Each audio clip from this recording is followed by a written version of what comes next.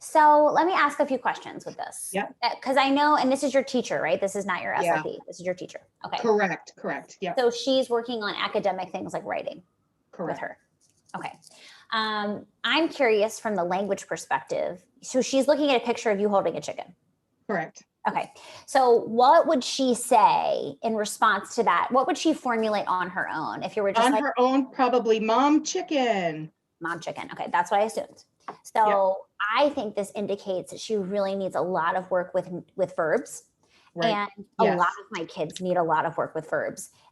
They're pretty good. Most of my kids will be like chicken, right? They'll focus on the noun. Then we can build out the subject, which is awesome. So next step is like really building out that repertoire of verbs. Yes. Because again, like my kids are saying things like mom chicken, right? Like the missing link is that verb. Right. I'm not sure if you guys are working on that, if that's a goal of yours, but that feels like a really good one. Yep. And that was part of our collaborative conversation today, along with those describing words, those action words. And so this seems like a really good exercise. And like, I know that the teacher's working on writing, which is a kind of a different target area than what we're talking about. But of course, the SLP in me is like, let's talk about the language. Let's talk about the formulating and the commenting.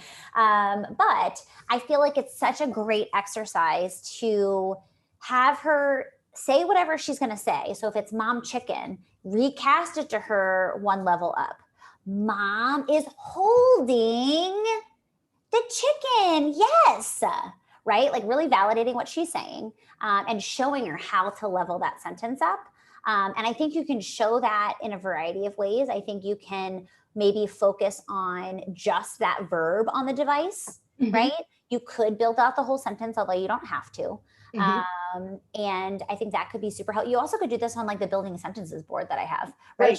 He says mom and chicken and you are like holding and you write it in.